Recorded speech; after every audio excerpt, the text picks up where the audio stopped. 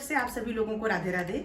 और आज का जो व्लॉग है वो बहुत ज़्यादा मेन टॉपिक है, मतलब क्योंकि बहुत सारे कमेंट ये आते हैं कि हमें एक प्रॉपर वीडियो बना के बता दीजिए कि हमें किस हिसाब से लाला को भोग लगाना है।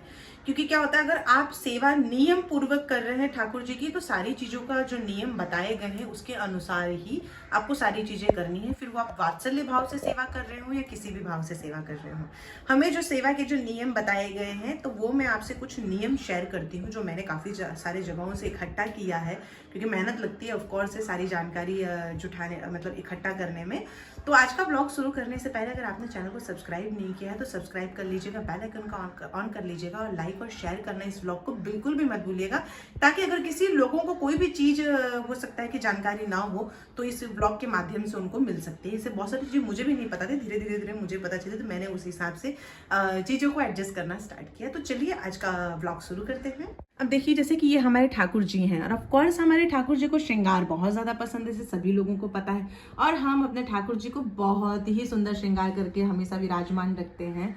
तो देखिए, जब भी हम भोग लगाएं तो हमें एक चीज़ का ध्यान रखना है हमेशा कि जो भी ठाकुर जी ने श्रृंगार किया है वो श्रृंगार को थोड़ा सा हल्का कर दे। जैसे कि आज हमारे नंदलाल सखा ने काफ़ी ज़्यादा श्रृंगार किया है। अब आप खुद विचार करें कि अगर आपके ऊपर कोई इतना सारा श्रृंगार थोप देगा, हैवी साड़ी है, ज्वेलरी खूब सारा पहन के, तो आपको भी खाने में दिक्कत होती है ना, जैसे कि हम देखते हैं प्रॉब्लम होती है। तो हमें क्या करना है भोग लगाने के समय? भोग लगाने के समय हमें लाला का जो श्रृंगार है उसे हल्का कर देना है। अब देखिए, बहुत हैवी वीग आज इन्होंने पहनी है, तो हम ये वीग उतार देंगे। ये जो ईयरिंग है हम इसे भी उतार देंगे और ये जो माला है हम इसे उतार देंगे। ये हो गया श्रृंगार इनका हल्का। अब ये हो गया, अब ये आराम से रिलैक्स होकर हम इन्हें मतलब उनका जो भोग है वो लगा सकते हैं। अब कुंज बाबू हैं, हमने इन्हें पहले से ही बहुत कम चीज़ें रखी हैं, जैसे ज्वेलरी भी हमने इनकी बहुत हल्की सी पहनाई हुई है और सारी चीज़ें वैसे भी इनके पास नहीं है। अगर आप बंसी धारण करवाते हैं लाला को, तो भोग लगाने के समय पे बंसी उतार के साइड में रख दीजिए। हमेशा बंसी कभी भी हाथ में नहीं होनी चाहिए भोग लगाने के टाइम पे। सेम अगर आपने मुकुट धारण कराया है तो मुकुट को भी उतार के आपको उनके पास रख देना है और उसके बाद ही आपको लाला को भोग लगाना है। जो भी चीज़ें हैं आप लाला के पास ही रखे, से झुंझुनी है या कोई भी चीज़ है। अब जब हम भोग लगाना स्टार्ट करते हैं तो हमें क्या करना है? लाला को जब भी आप भोग लगाएं, या तो आप अपने पास इस तरीके की कोई खिलौना रखें, ऐसे बजाएं, या अगर आपके पास घंटी है तो घंटी बजाएं। हमेशा ऐसे बजा के फिर लाला को बोले कि लाला आपका भोग तैयार हो गया है, चलिए अब आपको भोग खवाते हैं हम, या भोग पवाते हैं हम। ऐसा आप उन्हें भूलिए, क्योंकि हमारे जो लाला है ना, ये हमेशा ध्यान में रहते हैं। किसके ध्यान में रहते हैं? हमारी श्री जी के ध्यान में रहते हैं, हमारे महादेव के ध्यान में रहते हैं। तो हमेशा जब भोग लगाएं तो उन्हें इस तरीके की चीज़ें बजा के, या घंटी हो वो बजा के ही आप उन्हें भोग लगाएं। भोग लगाने के समय पे आप उनके पास इस तरीके से कॉटन का रुमाल या कोई भी मखमल वाली जो रुमाल हो वो रखें। बस इतना ध्यान रखें कि रेशा और कलर उसमें से ज़्यादा न जाता हो, क्योंकि फिर लाला को कष्ट नहीं होना चाहिए। तो इस तरीके के एक रुमाल आप हमेशा उनके पास रखें। और ये रही हमारे लाला की आज की भोग थाली। देखिए, आज हमने इनके लिए बनाया पराठा, पालक और पनीर की सब्जी, ये हो गया रायता और ये हो गया गुड़। तो राजभोग कहा जाता है दोपहर के जो भोग का टाइम होता है उसे, यानी कि लंच आवर को। राजभोग नाम से ही पता चल रहा है आपको कि इसका मतलब क्या हुआ। तो आपने अपनी जो भी स्वेच्छा है, जो भी आपका प्रेम भाव है ठाकुर जी को, उस हिसाब से आप भोग लगाइए। मीठा हो गया, दही हो गया, रायता हो गया, दाल चावल सब्जी रोटी, जो भी है आप जितना भी लगा सकते हैं भोग, प्रेम पूर्वक राजभोग में आप लाला को लगाइए। हमेशा ध्यान रखिए, मैंने बहुत सारे वीडियोस में देखा है कि लोग बहुत गरम गरम खाना लाला को खिलाने लगते हैं। देखिए, बिल्कुल आपको ऐसा नहीं करना है। लाला बाल स्वरूप में विराजमान है। जैसे आप अपने बच्चे को जब खाना खिलाते हैं, दूध पिलाते हैं, कुछ भी, तो आप पहले चेक करते हैं कि ठंडा है कि गर्म है। तो जब भी आप लाला को भोग खिलाएं तो हमेशा चेक करें कि खाना ठंडा है कि गर्म है। आप टच कर सकते हैं खाने को, इस तरीके से छू के आप देख सकते हैं ठंडा तो मतलब गर्म तो नहीं है। जब भोजन ठंडा हो जाए अच्छे तरीके से, तभी ही आप लाला को भोग पवाएं। जब आप थाली लेके हैं तो थाली में आपको उस वक्त तुलसी दल नहीं डालनी है। जब गर्म होता है भोग उस वक्त तुलसी नहीं डाली जाती। जैसे कि अभी लाला का जो ये भोग थाली है ये ठंडी हो गई है, तो हम इसके अंदर डालेंगे तुलसी। आप हमेशा एक पानी का जो ग्लास है वो इधर रख सकते हैं। आप प्लेट में चाहें तो प्लेट में भी रख सकते हैं, वो आपकी इच्छा है। और फिर इसके अंदर हम डालेंगे तुलसी, क्योंकि अभी हो गया है खाना हमारा ठंडा। आप चाहें तो तुलसी तोड़ के डाल सकते हैं, कोई दिक्कत नहीं है। बहुत सारे लोग पूछते हैं कि तुलसी तोड़नी चाहिए कि नहीं, इस तरीके से आप तोड़ के तुलसी डाल सकते हैं। ये हो गया। हमेशा लाला के पास आके जब आप थाली रखें उसी समय आप तुलसी का प्रयोग करें। अब लोगों ने पूछा था कि भोग बना, मतलब भोग जब हम लाला को खिलाते हैं तो कौन से मंत्रों का हमें जाप करना चाहिए। देखिए, वैसे तो मैं गौड़ी वैष्णव संप्रदाय से हूँ, तो हमारे संप्रदाय का जो रूल्स है ना वो हर एक अलग रूल्स है। तो मैं जो ये व्लॉग बना रही हूँ, मैं उन लोगों के लिए बना रही हूँ जो संप्रदाय से जुड़े हुए नहीं हैं और उन्हें पता नहीं है कि उन्हें कौन से मंत्रों का जाप करना है भोग लगाने के समय। तो मैं आपको कुछ मंत्र बता देती हूँ जो मैंने पता किया है। तो एक पहला जो मंत्र है वो आपको स्क्रीन पे भी मैं आपको दिखा दूंगी। तो पहला मंत्र है त्वदीयं वस्तु गोविंद तुभ्यमेव समर्पये गृहाण सम्मुखो भूत्वा प्रसीद परमेश्वर। ये एक मंत्र है। और दूसरा जो मंत्र है वो मैं आपको बता देती हूँ। दूसरा मंत्र आप चाहें तो आप हरे कृष्ण कृष्ण कृष्ण हरे हरे, हरे राम राम राम हरे हरे, ये भी बोल सकते हैं। और जो मैंने पहला मंत्र आपको बताया है उस मंत्र का मतलब है, हे ईश्वर, मेरे पास जो भी है वो आपका ही दिया हुआ है, आपका दिया हुआ आपको समर्पित करती हूँ या करता हूँ, या बोल सकते हैं फिर हरे कृष्ण महामंत्र बोल सकते हैं। आप चाहें तो ओम नमो भगवते वासुदेवाय बोल सकते हैं, या कोई भी मंत्र जो आपको भगवान का प्रिय है वो मंत्र का आप उच्चारण करके आप भोग लगा सकते हैं। अगर कुछ भी नहीं आता है तो हिंदी में ही आप बोल दीजिए कि भगवान ये आपका दिया हुआ है, आप ही मालिक हैं, जो भी है इसे स्वीकार कीजिए, इस तरीके से आप बोल सकते हैं।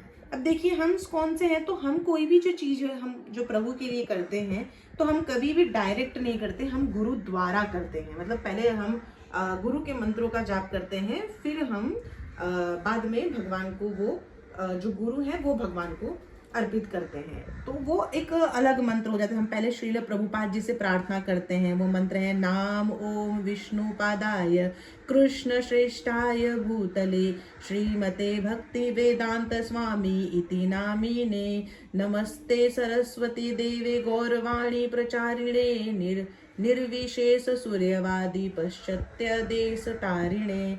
एक ये मंत्र है जो हम करते अनुग्रह करते हैं कि वो प्रभु तक ये भोग पहुंचाए। दूसरा जो मंत्र है वो है भगवान चैतन्य से हम प्रार्थना करते हैं, नमो महावदन्याय कृष्ण प्रेम प्रदायते कृष्णाय कृष्ण चैतन्य नमने गौर त्वियेषे नमः। तीसरा भगवान कृष्ण से प्रार्थना करते हैं, नमो ब्रह्मणे देवाय गो ब्रह्मण हिताय च जगत धिताय कृष्णाय गोविंदाय नमो नमः।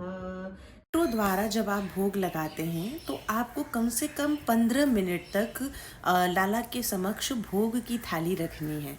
इसमें कोई कंफ्यूजन आप ना करें, एटलीस्ट 15 मिनट आप उनके पास भोग की थाली रखें। जो इस्कॉन का मंत्र मैंने आपको बताया है वो 3-3 बार आपको वो मंत्र का उच्चारण करना है घंटी बजाते हुए। अब जो इस्कॉन का जो नियम उस अनुसार जो मंत्र का उच्चारण करके भोग लगाते हैं वो पर्दा लगा देते हैं। पर्दा लगाने के बाद घंटी बजाते हुए और उच्चारण करते हैं जो मंत्र मैंने आपको बताया है उसे। अब आप क्या कर सकते हैं, जैसे कि मैंने आपको पहला मंत्र बताया था जो सबसे पहले, वो मंत्र का उच्चारण करें घंटी बजाने के समय, वो मंत्र का उच्चारण करें और फिर आप लाला को भाव पूर्वक भोग लगा सकते हैं। क्योंकि देखिए, मेरा मन तो बिल्कुल नहीं मानता कि मैं मंत्रों द्वारा लाला को भोग लगाऊं, तो मैं तो जब तक उन्हें अपने हाथों से नहीं पवाऊंगी, न मेरे लाला भोग ग्रहण करते हैं और न मुझे ऐसे मन में संतुष्टि होती है कि मैंने उन्हें भोग पवाया है कि नहीं। तो चलिए हम लाला को भोग लगाते हैं। तो हम एक छोटा सा टुकड़ा इस हिसाब से लेंगे। खाना हो गया है, अच्छे तरीके से पवाते हैं। ये लीजिए,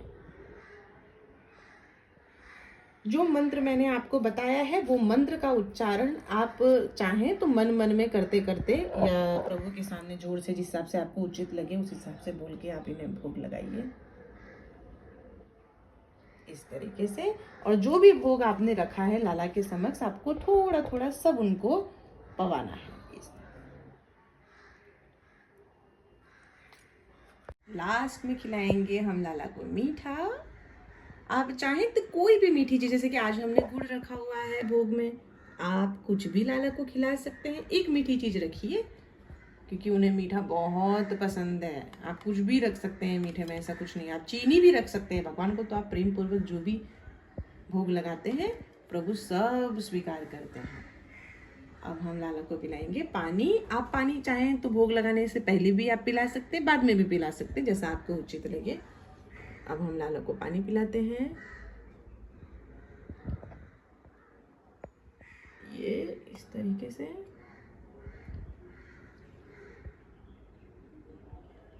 ये हो गया हमारे लाला का आज का भोग। तो लाला को हमने भोग लगा लिया। अब ये भोग थाली हम यहाँ से उनके पास से हटा देते हैं। तो लाला का भोग हो गया है पूरा। अब हम ये रुमाल लेंगे और ऐसे हल्के हल्के हाथों से पोंछ देंगे। ये देखो इनकी स्माइल, देखो, देख रहे हो? लोग पूछते हैं लाला कैसे मुस्कुराते हैं इतना, ये देखिए ऐसे मुस्कुराते हैं। और ऐसे करके हम ऐसे पोंछ देंगे अच्छे से मुंह, और इनका रुमाल हम फिर से इनके पास इधर ही रख देंगे। अब लोगों ने मुझसे ये पूछा था कि जो हम लाला को प्रसाद पवाते हैं उसका हम क्या करें। तो सह परिवार आप उस प्रसाद को ग्रहण करें।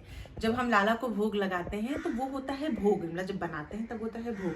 जब लाला खा लेते हैं उसके बाद वो हो जाता है प्रसाद। अब प्रसाद आपको हमेशा स्वयं खाना है, अपने सहपरिवार के साथ खाएं, ऐसे फेंके वैके नहीं। और ज़्यादा टाइम तक कभी प्रसाद को रखना भी नहीं चाहिए, आपको इस चीज़ का ध्यान रखें।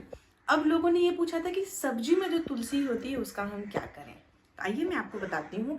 सब्जी में जो भी अगर आप खाना खा रहे हैं, जो प्रसाद पा रहे हैं, अगर तुलसी आपको दिख गई है तो उस तुलसी को आप साइड में निकाल लें और पानी की मदद से आप उसे बिना चबाए आप उसे ग्रहण कर लें। इसलिए मैं हमेशा तुलसी की पत्तियों को तोड़ देती हूँ। मेरे घर में जो तुलसी महारानी है उसकी पत्तियाँ बहुत ज़्यादा बड़ी बड़ी हैं, तो ऑफकोर्स इतनी बड़ी पत्ती तो हम निगल नहीं सकते हैं और चबाना तो हमें है नहीं, तो इसलिए उसे मैं तोड़ देती हूँ। और तोड़ देते हैं तो छोटे छोटे हो जाए तो उसे हम पानी की सहायता से उसको निगल सकते हैं। तो ये एक पूरा प्रोसेस है भोग लगाने का प्रभु का। तो इस तरीके से आप ठाकुर जी को भोग लगा सकते हैं। और अगर आपको ब्लॉग पसंद आया हो तो लाइक और शेयर करना बिल्कुल भी मत भूलिएगा। मेरे और मेरे प्यारे दोनों लाला की तरफ से आप सभी लोगों को जय जय श्री राधे।